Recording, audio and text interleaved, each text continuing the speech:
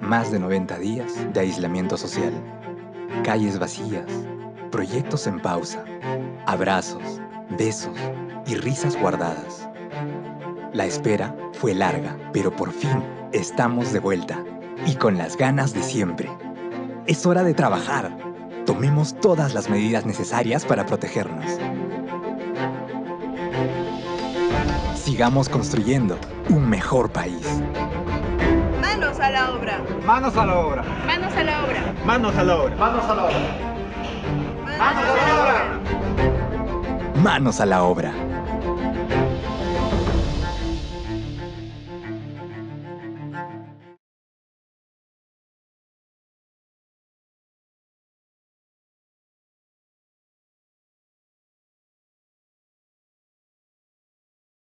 Buenas tardes con todos. Bienvenidos a Capeco Live.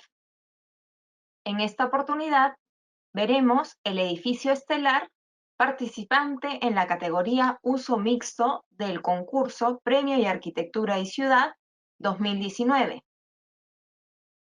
Este Capeco Live estará a cargo de Freddy Miranda, socio fundador de Miranda Arquitectos, con 30 años de experiencia en el desarrollo de proyectos residenciales y comerciales.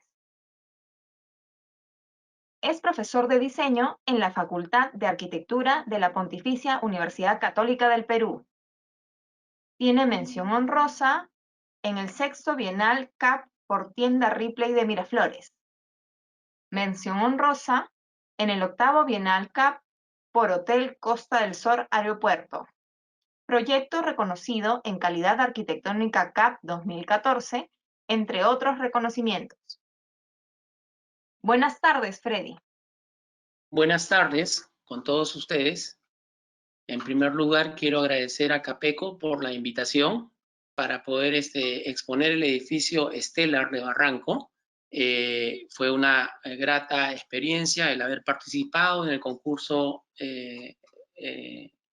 Arquitectura y Ciudad del año pasado, en 2019, en donde el proyecto que vamos a mostrar quedó como finalista con otros muy buenos proyectos también, muy buenos edificios que se presentaron y que tuvieron el favor del jurado. En este caso, el edificio que vamos a presentar es un edificio de departamentos que se hizo en Barranco y que fue promovido por la inmobiliaria Edifica, que es una inmobiliaria que hace muchos edificios de vivienda y mixtos. Este edificio se presentó en la categoría mixto porque tiene una plataforma comercial en el primer piso. El nombre del edificio es Stellar y la firma que represento se llama Miranda Arquitectos. Tenemos ya un poco más de 12 años como estudio y estamos en el mercado, más que en el mercado, en el oficio de la arquitectura desde hace 30 años trabajando. El encargo que se nos daba, para comenzar debo decir que Edifica es una inmobiliaria que promueve sus proyectos a partir de concursos privados, concursos en los que invita a 5, 6 o 7 estudios para determinado proyecto y con eso promueve que el resultado sea un resultado que arquitectónicamente sea de calidad. Me tocó la oportunidad de participar en ese concurso en el año 2015-2016 con otros estudios que fueron también muy bien representados y nos tocó, nos dieron la buena pro, nos favorecieron con el proyecto. A nosotros, el terreno está ubicado frente al parque, a este gran espacio que conforman el parque donde está el Museo de Arte Contemporáneo, el Estadio Galvez Chipoco y el Parque de los Héroes, el Parque de los Héroes que está en Barranco. Todo ese conjunto de espacio público y de recreación y de cultura genera un espacio importante en la ciudad que poco a poco ha ido adquiriendo en el borde, en el contorno, la configuración de edificios de altura, edificios altos, verticales, que generan esta especie de cierre y aprovechamiento del gran espacio público, ¿no? Que hace contorno a todas las calles que están alrededor. Entonces, el edificio que nosotros hicimos está ubicado aquí. El lote era un lote entre medianera, es decir, tenía lotes a los dos costados, como la mayoría de lotes en Lima, y eso era uno de los principales retos, porque hacer un edificio alto, de una ocupación importante, con lotes, en un lote medianero, siempre es un problema respecto, como vamos a ver, a los muros laterales que se pueden producir en la ciudad, y nuestra preocupación va siempre por el poder hacer un planteamiento que favorezca no solamente al proyecto, sino que tenga una buena llegada en el sitio donde está, con respecto al entorno y a la ciudad. El edificio Stellar es un edificio de 20 pisos de departamentos, orientado digamos, al usuario, al residente juvenil, jóvenes que comienzan con una vivienda pequeña, un poco la orientación tiene que ver un poco con la ubicación. También Barranco es un distrito pujante, joven, de gente que toma un departamento y son solteros o gente, no es un mercado familiar, digamos, no es una vivienda típicamente familiar, de núcleo familiar, sino más bien de parejas jóvenes o de jóvenes solteros, ¿no? Entonces, eso configura un edificio que tiene departamentos más bien pequeños, en su mayoría, y el edificio vertical, por la configuración del lote y la altura que permitía la ciudad en ese punto, dado que está frente a este gran parque, gran espacio público. Aquí tengo una foto para mostrar cómo la ciudad comienza a ocupar los contornos de este gran espacio, como con edificios de gran altura, de acuerdo a la planificación que tiene el distrito, ¿no? El distrito permite alturas de hasta 20 pisos en este sector de la avenida Grau, que es la conexión de Barranco con Miraflores. El edificio Lutec, que no tiene 20 pisos, pero por la tipología de su arquitectura, genera una altura importante hacia la vía expresa, y hay un edificio, estos edificios ya vinieron a existir junto con el nuestro, algunos todavía no están terminados, pero cuando nosotros hicimos Stellar, que es este edificio, el único edificio que está en construcción era este otro, y quizás había un edificio aquí que era de otra inmobiliaria. Luego se han ido llenando, y acá he puesto en gris algunos proyectos que ya están lanzados y que están para próxima construcción, uno que está en una esquina de la Avenida del Sol con Grau, y otro que está plenamente en la Avenida del Sol, en lo que era el Estudio 4 de Barranco, que también lo promueve la inmobiliaria Edifica. Esta es una foto más de cerca para ver cómo se va conformando el espacio o el perfil urbano, con edificios de altura desde la UTEC hasta el fondo con estos edificios, y hay algunos proyectos que se están dando en las cuadras subsiguientes, y que esto de alguna forma siempre podrá ser una discusión en la cuestión urbana, el tema de los edificios verticales y de altura, pero si en algún lugar deben estar, es justamente frente a las vías grandes o a los grandes espacios urbanos, como lo configura este espacio que hemos mencionado, el MAC, el Museo de Arte Contemporáneo, el estadio y el Parque de los Héroes, ¿no?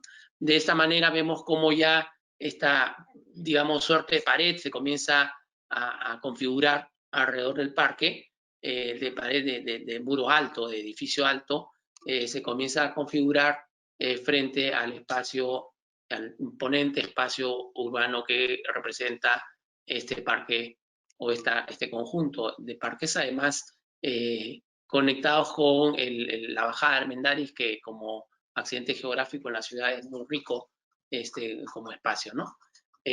Por aquí entiendo que se va a hacer el Parque del Bicentenario en Miraflores, y bueno, es un espacio muy rico en muchos aspectos, y va configurando va cerrándose el espacio, si vale el término cerrar, con edificios de altura que van configurando las calles, ¿no? Este fue, les decía, un edificio de encargo por concurso. Estas son las vistas, he querido poner las vistas del concurso de arquitectura porque me satisface mucho, de alguna forma, que la idea original del proyecto se haya mantenido hasta la ejecución del mismo. Una dificultad que siempre existe en los edificios de vivienda es que no siempre hay, sobre todo en edificios de vivienda que no son digamos, de segmento alto, es que no siempre se cuenta con presupuestos holgados para el manejo del exterior y de acabados exteriores. Aquí nosotros propusimos un acabado que era en concreto coloreado en inicio. La idea del concurso era poder manejar unas losas muy finitas que se marcaban en la fachada sobre el parque y unos elementos que iban configurando los vanos que se van moviendo un poco para dar un movimiento lúdico en la fachada con un material que fuera permanente, ¿no? No que fuera una pintura, sino que fuera un material en sí. Y lo que hicimos para eso fue proponer un material de concreto expuesto en coloreado. Nuestra idea era que el concreto, el color del concreto fuera el que diera la textura y la piel del edificio, ¿no? Sin embargo, en la práctica esto no siempre lo que uno propone puede mantenerse. Hay muchos factores y siempre me gusta decir que un edificio terminado es un gran logro. La arquitectura no son las imágenes que uno pueda generar, las buenas ideas que se puedan dar en planos. La arquitectura finalmente es la construcción de edificios, es el edificio construido. Eso es la arquitectura. La arquitectura no pasa por unos buenos planos, ni unas buenas vistas, ni unas buenas perspectivas, ni unas buenas ideas siquiera, porque siempre son buenas las buenas ideas, pero la arquitectura lo configuran los edificios construidos. En este caso pudimos lograr que la imagen se mantuviera y la idea del edificio se mantuviera, pero con un acabado distinto. El concreto coloreado ya excedía el presupuesto, había la posibilidad de usar un concreto puzolánico que era medio de color rosáceo, pero ya no estaba en producción, que era parte de lo que habíamos previsto nosotros como opción, pero finalmente es un edificio que tiene un enchape cerámico de tipo porcelánico que es para fachadas y que le pudimos elegir la coloración y la textura adecuada, ¿no? para este caso. Y se mantiene la terminación. El edificio, como ustedes pueden ver, tiene una placa comercial en el primer piso. Acá está el ingreso al edificio, al lobby. Acá está el ingreso a los estacionamientos y toda esta parte son tiendas independientes que dan a calle. Hay que mencionar que el primer piso tiene como altura y media porque alberga al lobby que tiene altura y media y las tiendas que tienen mayor altura que lo que tiene un departamento normal, ¿no? Entonces las tiendas tienen toda la altura y media para su, digamos, 4 metros de altura y el lobby también hasta cierto punto en donde el lobby tiene, como vamos a ver en el primer piso, una escalera que ya sube al primer piso propiamente de vivienda, en donde se desarrollan otras actividades comunes o áreas de facilidades para los residentes. Esto es un poco el trabajo de fachada, ¿no? Para no generar planos, lo que hicimos fue, desde el principio, desde la etapa de concurso, producir planos inclinados, ¿no? Generar planos inclinados en distintos ángulos que iban generando esta suerte de textura en todo el tejido de la fachada, y lo único constante eran las losas que vienen a un solo plomo y que hacen una ligera curva que va tomando la forma del terreno y va dibujando un poco el contorno del edificio, ¿no? hacia el frente de grado. Me gusta esta foto en picada porque acusa bien las intenciones del de la fachada y del trabajo en exterior que consistía en generar esta piel muy no tan regular, ¿no? Este es un edificio, una vista de planta en la que me gustaría tratar un poco de esto de la conexión con la calle. Los edificios en la ciudad, generalmente, los edificios de vivienda en la ciudad generalmente tienen un problema, y es que son cerrados, no activan la calle. Un edificio, una vivienda sobre la calle produce cercos hacia la vía pública, ¿no? Y hay algunas, en nuestro desarrollo inmobiliario, hasta hace muy pocos años había mucha resistencia de parte de los desarrolladores de meterse con usos mixtos, de introducir en los edificios de vivienda usos de comercio en los primeros pisos, porque de todas maneras era una apuesta de riesgo. Siempre lo que debemos comprender en el desarrollo inmobiliario y en el negocio inmobiliario, si podemos llamarlo de alguna forma, la construcción de edificios no termina siendo sino una respuesta al desarrollo que se da en la ciudad a través de muchos agentes, entre ellos los agentes inmobiliarios. Los desarrolladores inmobiliarios son inversionistas que tienen que, digamos, comercializar el área techada que construyen. No se construye área techada sin, digamos, que esta tenga una relación con la economía, ¿no? Entonces, habitualmente lo que se solía hacer siempre, hasta hace muy pocos años, 4 o 5 años quizás, es que todos los edificios de vivienda eran puramente de vivienda. Muy pocos edificios de vivienda tenían comercio en los primeros pisos, que es algo finalmente que no favorece a la ciudad, porque como dije al principio, la vivienda en primeros pisos lo único que genera son cercos cerrados que no activan la calle. Y la calle se activa cuando existe uso y cuando existe, ¿cómo se dice?, interacción entre el edificio y la calle propiamente, ¿no? Eso es lo que sucede en la mayoría de calles de Miraflores, del centro de Miraflores. Y Miraflores tiene siempre pienso que Miraflores tiene una riqueza urbana que radica en que el primer piso es vivo todas las horas del día.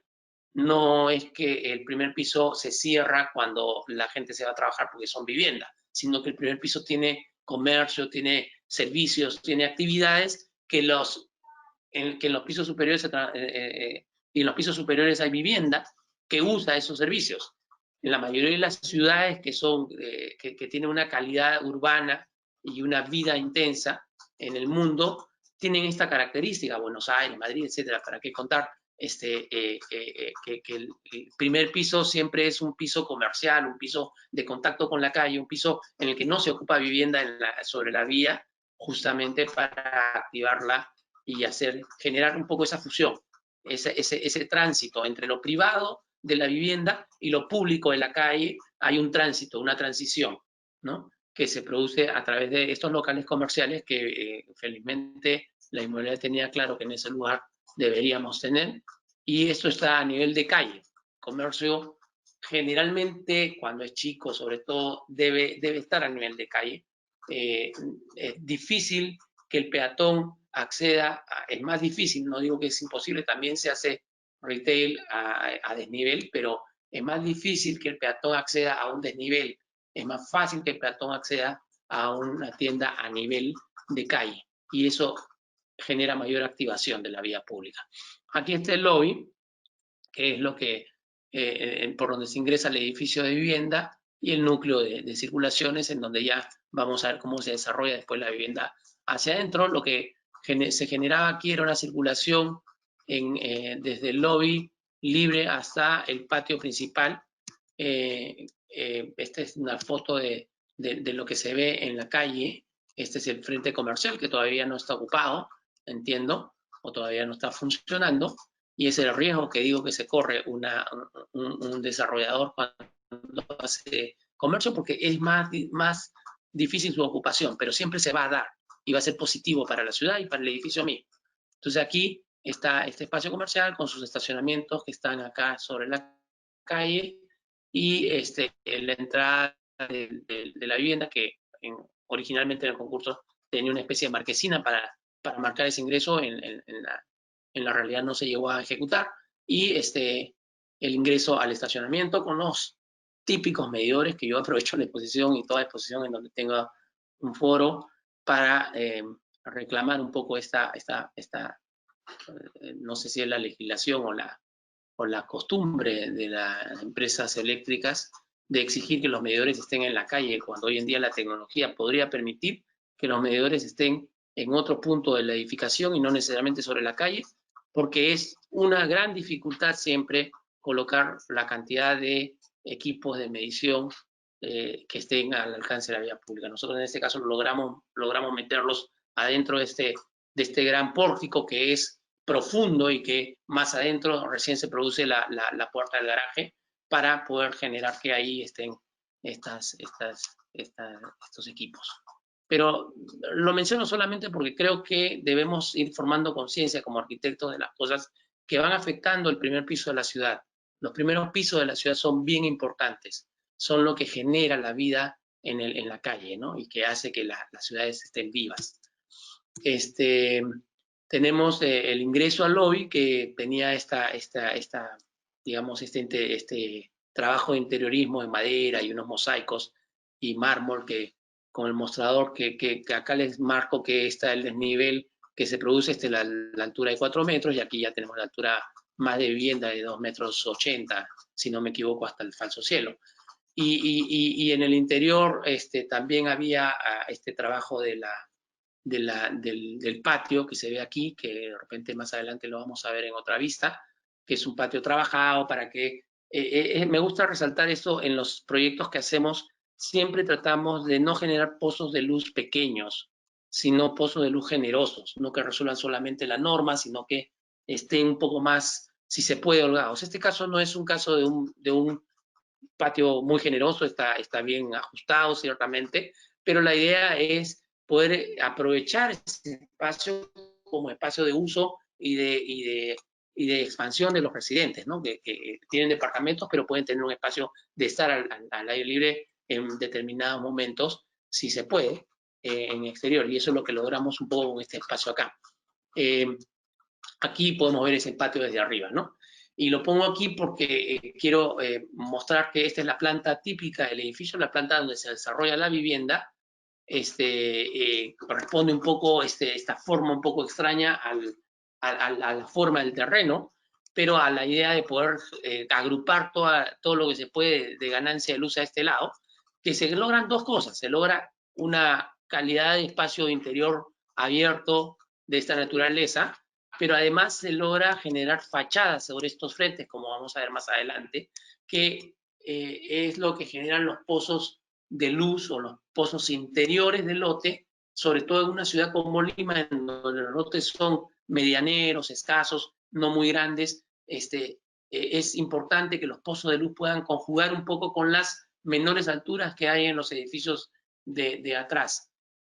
Hoy en día la normativa ha cambiado un poco en ese aspecto y obliga a veces a tener que pegar los edificios al borde del límite de propiedad, lo que es muy malo porque genera grandes bloques de muro ciego hacia la ciudad, más que espacio o planos de fachada, que es lo que nosotros tratamos de lograr con esto en la mayor parte del desarrollo de la edificación, de la planta. No sé si que vayamos a cada detalle de cada departamento. Lo que nosotros teníamos son departamentos mariposa o unos departamentos de 2 dormitorios en ese sector de unos 60 metros cuadrados, unos departamentos de un dormitorio aquí que tiene kitchenette, sala comedor muy pequeña, un ambiente de estar, y un dormitorio con su baño. Y tenía un dormitorio segundo acá, esto tiene 60 metros, esto es lo que yo llamo un departamento mariposa, ¿no? con dos dormitorios a los costados para roommates. Toda esta fachada va cambiando de acuerdo al piso y genera siempre que se puede balcón para poder tener un poco de aire libre dentro del departamento, ¿no? Y en este caso teníamos otro departamento también chico, en este caso sí de 40 metros cuadrados de un solo dormitorio para soltero. Y aquí teníamos en esta planta un solo departamento de 3 dormitorios, 2 dormitorios para atrás, un dormitorio principal para adelante, sala, comedor y la cocina y servicios para atrás, que hacen el único departamento familiar, si se puede llamar así, en este edificio. Los demás son departamentos de 1 y 2 dormitorios. 2 dormitorios familiares o de parejas jóvenes. Perdón, un ratito, me ha aparecido un anuncio acá. Tengo un problema. No, ¿ustedes están viendo la pantalla o están viendo allá? Ok. Entonces,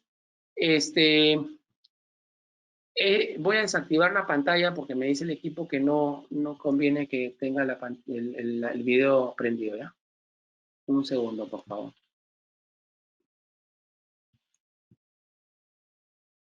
Estoy desactivando mi cámara. Sigamos.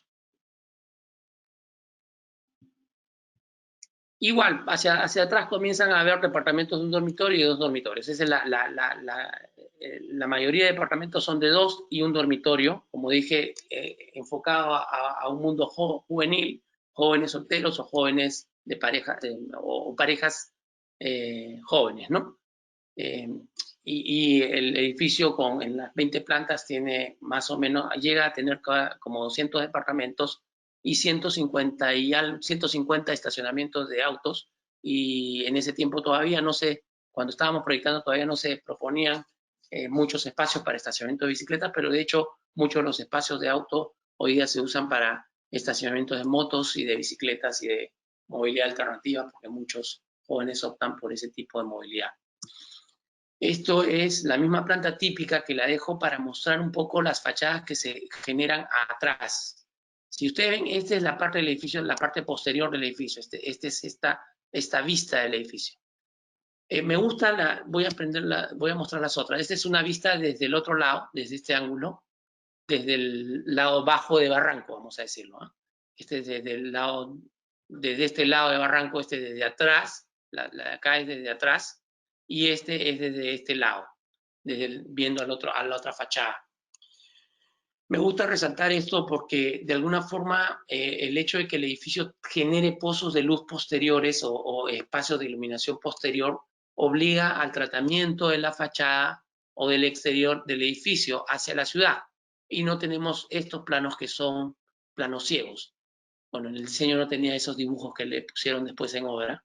Debo hacer un disclaimer ahí, pero la idea es que los planos se reducen, los planos ciegos se reducen y más bien se privilegia la idea de formar fachadas, se hace un poco alusión a las losas que hay adelante por aquí, y también por aquí, y también por acá, por esta, no sé si se llega a ver bien, pero este tratamiento genera que hacia atrás, hacia la calle posterior de menor altura, que no es de 2 pisos, porque la norma ahí permite hasta 7, y como vamos a ver en esta foto acá, en esta acá, que es el otro lado, la misma calle del otro lado, vemos que el edificio de 20 pisos calza bien con la calle que tiene una altura intermedia, que ya comienza a tener los 6, 7 pisos que tienen estos edificios que dan a esta calle.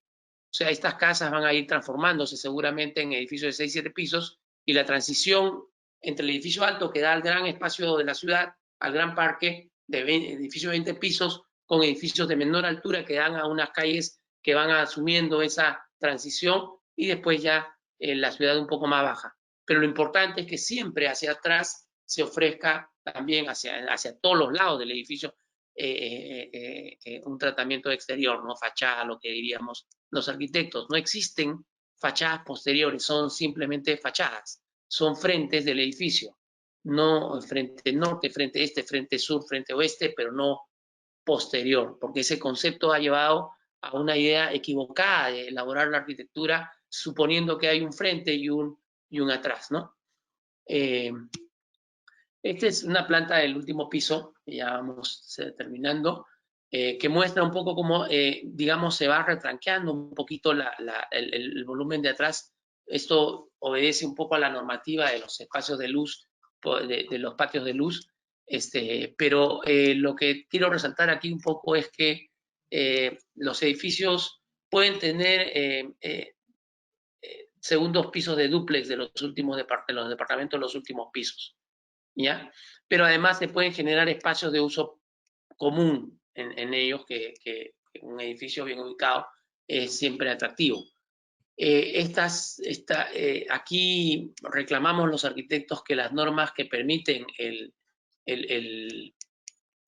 uso de las azoteas no promuevan la coronación de los edificios, no promueven la terminación de los edificios con una corona bien rematada, sino que obligan por un prejuicio que se tiene de que uno está sacando más altura de la que debe, cuando lo único que estamos haciendo es un piso más por azotea.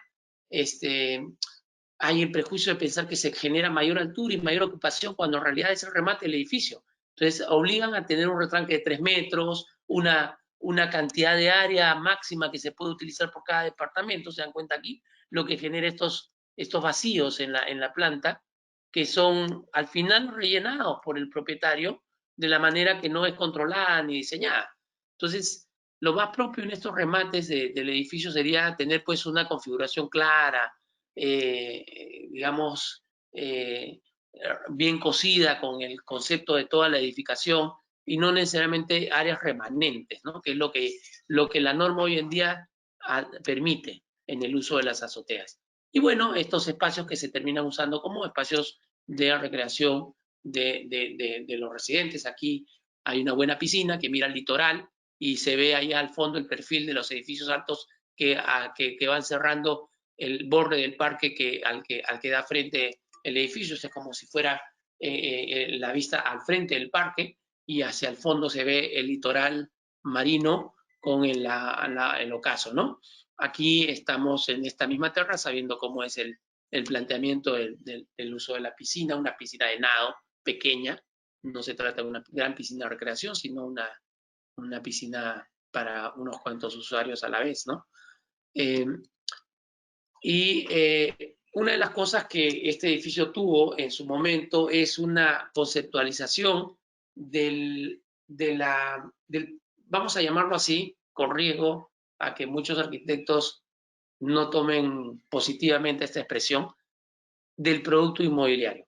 Una conceptualización de la arquitectura relacionada con el residente final.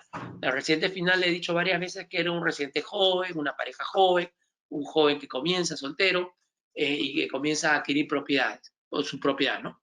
Su primera propiedad. Ese enfoque generó una propuesta comercial, digamos, una propuesta de mercadotecnia, ¿no? Que era la idea del pop art.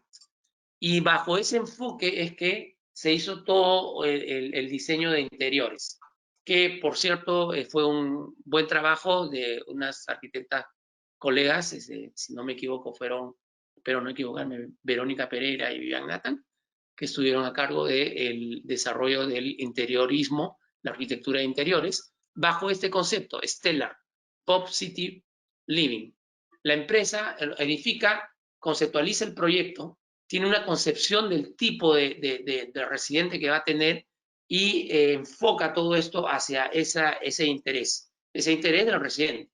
Entonces, desarrolla una imagen que no se queda solamente en las carpetas de ventas, sino se queda en el mismo trabajo de interiores. Todas las facilidades que nosotros como arquitectura vamos dando, no solamente en el lobby, sino en los espacios de uso común, como un café en el primer piso, como una sala de creatividad en el primer piso también, como terrazas de parrillas o de cocina, ¿cómo se llama? Gourmet en las terrazas de arriba, como el gimnasio mismo, van desarrollando toda la imagen y todo el diseño de interiores en relación a este concepto que le mereció a la inmobiliaria un premio internacional en el campo de la comercialización, ¿no? del manejo de la mercadotecnia.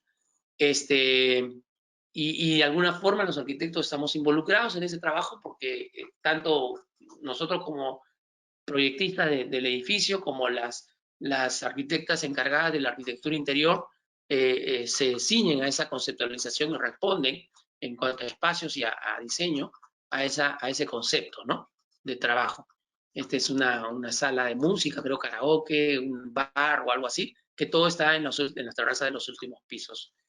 Es un edificio básicamente orientado a vivienda de gente joven y el reto era hacer un edificio alto, en un espacio donde puede haber un edificio alto, pero con un entorno de baja altura, y creo que logramos insertar el edificio adecuadamente, como he tratado de mostrar, y estaré listo para contestar sus preguntas. Muchas gracias. Gracias, Freddy, por tu exposición. A todos los participantes los invitamos a hacer algunas preguntas. Elegiremos unas para poder responder. A ver, tenemos una pregunta que nos indican. En los pozos de luz al interior, ¿se tomó en cuenta la altura colindante para no tener problemas con el tercio de la altura que debe tener el pozo de luz? Así es. Así es. Es una pregunta de arquitecto, proyectista, estoy seguro. Hasta el año 2016, la norma del Reglamento Nacional de Edificaciones, la norma de definiciones, establecía que los pozos de luz pueden, ¿cómo se dice? Decía de manera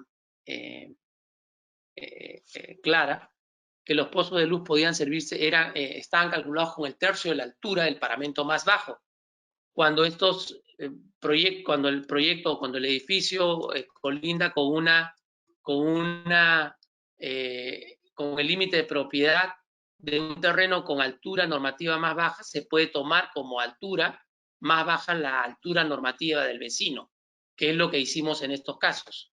No en este caso, porque este caso es un terreno que es adyacente al nuestro, al lado nuestro, y tiene la misma altura que nosotros, pero sí en este caso, porque en este caso tenemos una altura menor, de hasta 7 pisos, si no me equivoco, en el lote que da hacia atrás, como vemos aquí. Entonces, en este caso se toma la altura normativa del vecino y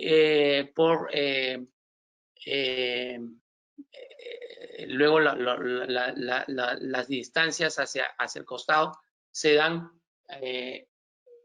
según el reglamento, te permiten deducir 20% o reducir 20% en ese otro sentido, si es que aquí tiene más del 20%. Es un tema un poquito técnico, y no complejo, pero un poquito técnico. No quiero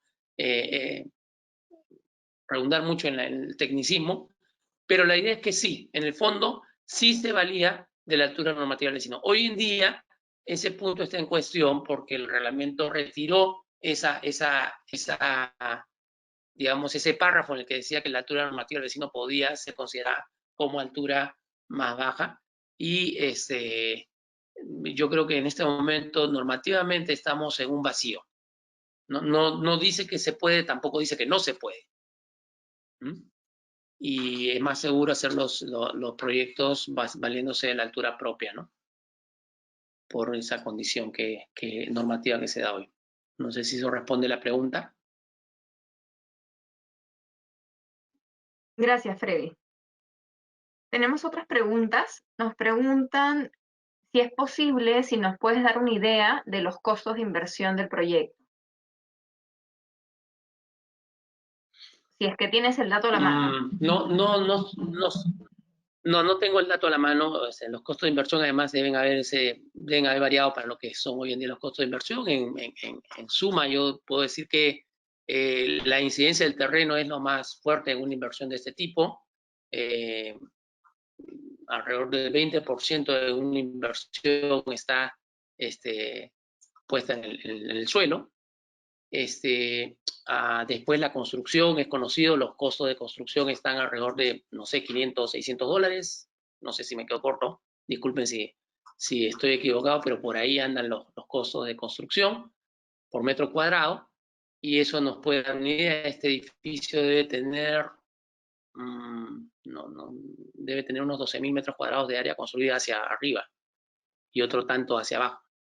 Entonces, no tengo los datos del monto total de inversión aquí, porque tampoco tenemos nosotros relación con esa data necesariamente. Nuestra data va más que nada con el presupuesto que tenemos para desarrollar fachadas, acabados, etcétera, ¿no? De acuerdo, gracias igual. Nos preguntan, o más bien te preguntan, ¿qué opinas sobre los departamentos pequeños y la densidad urbana? Es una pregunta que de alguna forma la esperaba. Sí, es un tema discutible. Yo opino primero que la densidad debería ser bien pensada en la ciudad, bien repartida en la ciudad. Es decir, ¿debe existir un control de densidad? Sí, claro que debe existir un control de densidad. No puede ser la densidad libre, como, digamos, completamente libre, pero si en alguna zona de la ciudad se debe aplicar mayor densidad, es justamente en las zonas que tienen ese respiro, parques, grandes vías, es donde se debe aplicar mayor densidad, y menor densidad seguramente en las calles más chicas. Pero se tiene que hacer, se tiene que densificar la ciudad. Hace tiempo estamos hablando de la necesidad de densificar la ciudad de Lima. Es una política de gobierno, además, durante muchos gobiernos densificar, porque se supone que los servicios en la ciudad están tendidos y es más económico atender a la ciudad concentrada que hacer una ciudad como se produjo entre los años 80, de los 70 hasta los 90, en la que la invasión era la que marcaba el crecimiento de la ciudad y no el desarrollo urbano. Yo creo que nuestro desarrollo urbano todavía está incipiente. Mañana hay una buena charla, por si acaso le doy Jerry al CAP, sobre el plan metropolitano. Y el desarrollo urbano todavía está muy atrasado, pero este sería el que debería tener una visión de ciudad, el que debería marcar hacia dónde queremos ir como ciudad, dónde debemos crecer y sí se debe crecer en algunos sectores en densidad. Ahora, ¿qué opino de los departamentos chicos? Yo tenía la intención de mostrar en una de las diapositivas un edificio que lo tenía, al final lo descarté porque no conseguí la planta. Yo hice un proyecto hace muchos años para una inmobiliaria conocida en la esquina de Reducto con 28 de julio y Miraflores, las dos torres, estas grandes que hay frente a lo que era el Tanta y ahora es un hotel.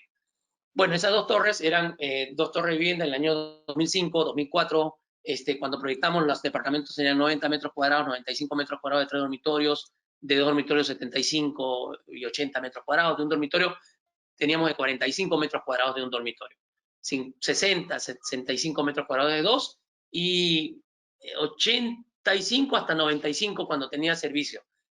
¿Por qué quería poner ese ejemplo? Porque quería mostrar de hace 15 años a hoy cómo ha evolucionado la tipología de departamentos. Acá tenemos departamentos de 60 metros cuadrados, de 2 dormitorios, de 40 metros cuadrados de un dormitorio. Hay uno por ahí de 38 metros cuadrados, que es unipersonal, ¿ya?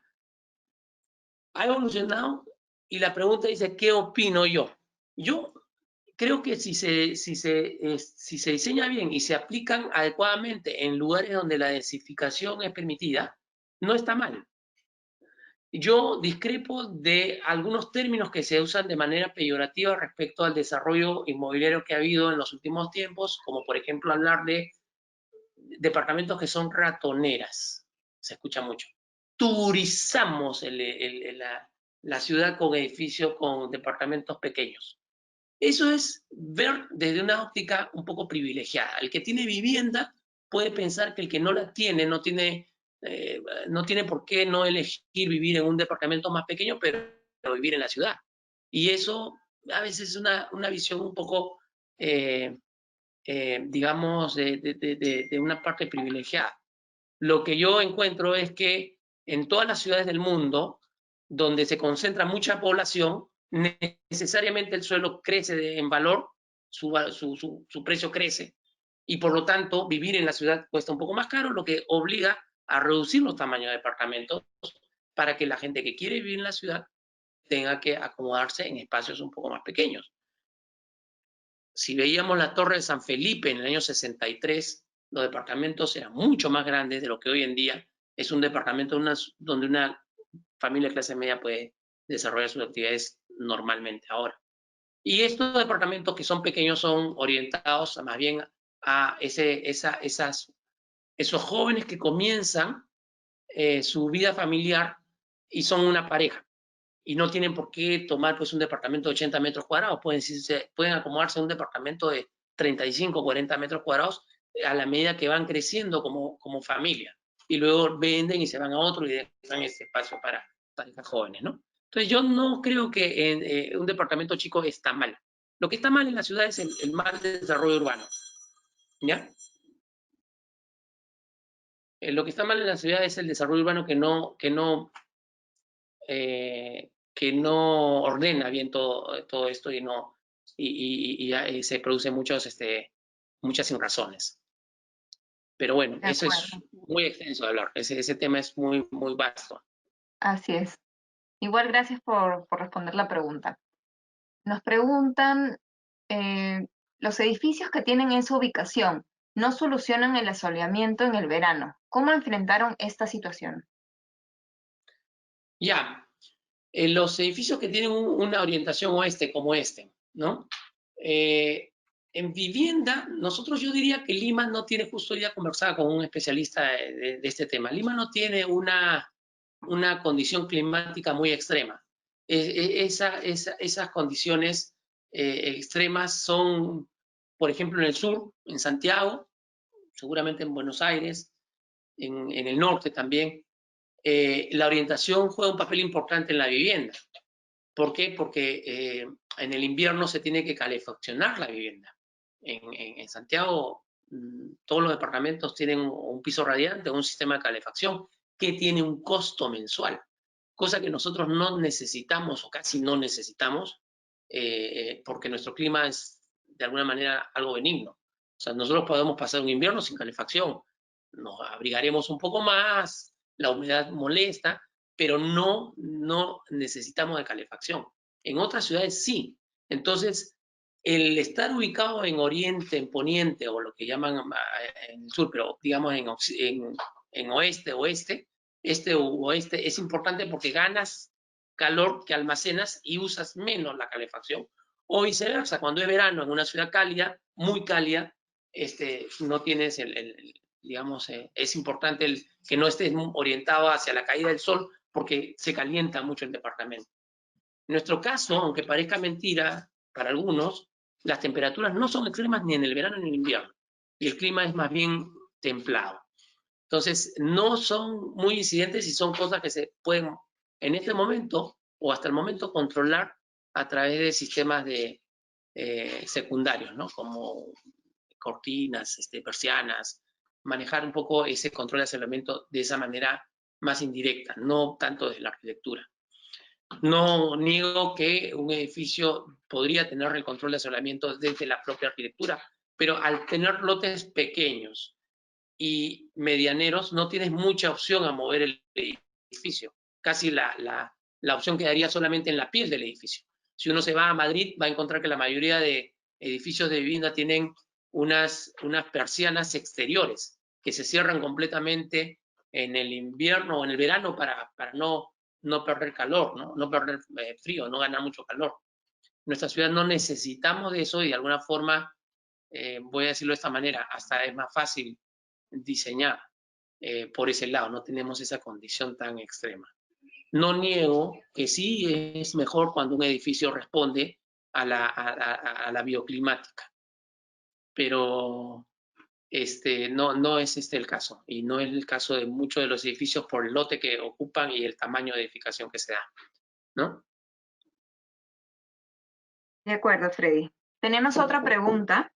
¿Cómo se determinó el total de metros cuadrados que se destinaron a los locales comerciales en relación al edificio? ¿Formó parte de un análisis comercial?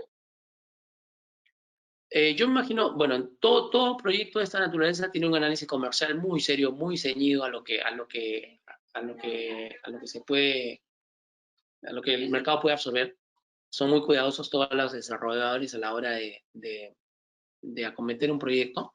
Sin embargo, en este caso creo que es cantado, ¿no? Es un poco, es esto, ¿no? Uno no va a meter un espacio comercial hacia adentro. Quizás hay otros proyectos, en mismo Barranco conozco un proyecto de la misma inmobiliaria que tiene todo un primer piso que aprovecha, que hace entrar al peatón hacia el espacio comercial, todavía no está en construcción, creo. Pero en este caso, lo cantado era que el frente respondiera a esa actividad comercial. Es que la pregunta pareciera indicar que existe una matemática debe ocuparse como comercial y cuándo debe ocuparse como residencial. Eso puede operar en otras ubicaciones. En una ubicación de esta naturaleza, quizás lo que viene cantado es que el frente de calle sea comercial, porque después no van a ver, no es que vaya a haber una ocupación de retail aquí en toda la primera planta. También se da, pero no es esta ubicación, y eso responde mucho a las ubicaciones. No es esta ubicación la que tiene, digamos, no es caliente comercialmente. Es más bien otro tipo de retail, otro tipo de comercio, un comercio residencial, un comercio que atiende a las necesidades de los residentes de la zona. No es un comercio en el que uno va ahí a comprar, no sé, la ropa o cosas así, ¿no? Entonces, aquí viene decantado que solamente lo que está frente a calle, y esa fue la decisión que se tomó, ¿no? Gracias, Freddy. Y para ir finalizando este seminario, queríamos preguntarte, ¿cuál es tu opinión respecto al formato del concurso Premio de Arquitectura y Ciudad? ¿Cómo así se animaron a participar? Bueno, es una excelente iniciativa de Capeco, excelente porque promueve y distingue a proyectistas o gente que está en este quehacer, proyectistas, desarrolladores, a elevar la calidad de la arquitectura en relación a la ciudad. El problema que muchas veces tenemos los arquitectos, y me incluyo, es que a veces nos ensimismamos en nuestro proyecto y pensamos, y ha habido antes creo más que ahora, ha habido la idea equivocada de que la arquitectura es responder al edificio individual y no entender a este como parte de una ciudad, que la ciudad se va conformando por la suma de edificios. Si una ciudad es fea es porque el conjunto no genera esa armonía. Eso es respuesta al desarrollo urbano, pero también a la buena arquitectura que se produce en ella y a la forma como se encuentra la arquitectura con la ciudad. Yo ocupé algunos minutos para hablar del espacio comercial porque me parece una buena forma, una buena solución de darle pies a los edificios verticales y altos, de darle base, porque no es posible, no es que no es posible, si es posible se da, pero no es lo mejor generar departamentos en los primeros pisos que generan muros ciegos y que no promueven que el edificio y la ciudad se funden en esas primeras plantas. Entonces yo creo que valores como ese, como el de cómo proponer un edificio de altura dentro de la ciudad y cómo éste se inserta en ella, valores en otros campos que hemos visto en el premio, es algo que se debe distinguir y promover, y yo creo que Capeco ha hecho bien. Nosotros nos animamos a participar porque el concepto del concurso era arquitectura y ciudad, y es algo que tiene el premio la esencia de lo que se busca, ¿no? Que es promover mejor ciudad. Muchas gracias. Muchas gracias, Freddy. Muchas gracias por tu participación en este seminario y muchas gracias por toda la información que has compartido con los participantes. Y a todos los participantes les decimos que este año Capeco presenta la segunda edición del Premio Arquitectura y Ciudad 2020, que premiará a las mejores obras concluidas entre los años 2017 y 2020, reconociendo el esfuerzo conjunto de los promotores y arquitectos que deseen hacer público su compromiso con los objetivos del concurso. En esta oportunidad, con el espíritu de promover la descentralización, se han incrementado 3 categorías dirigidas exclusivamente a las distintas regiones del Perú. Adicionalmente, se han creado 3 nuevas categorías: educación, equipamiento e infraestructura pública y proyectos de vivienda no construidos. Así que, si consideran que sus proyectos impactan positivamente en la ciudad, los invitamos a consultar las bases del concurso y participar. Van a encontrar las bases en pac.pe. Recuerden que las inscripciones son hasta el 31 de agosto. Muchas gracias, Freddy, y muchas gracias a todos los participantes por conectarse el día de hoy. Hasta la próxima. Más de 90 días de aislamiento social. Calles vacías. Proyectos en pausa. Abrazos, besos y risas guardadas. La espera fue larga, pero por fin estamos de vuelta y con las ganas de siempre. Es hora de trabajar. Tomemos todas las medidas necesarias para protegernos. Sigamos construyendo un mejor país. Manos a la obra. Manos a la obra. Manos a la obra. Manos a la obra. Manos a la obra. Manos a la obra. Manos a la obra.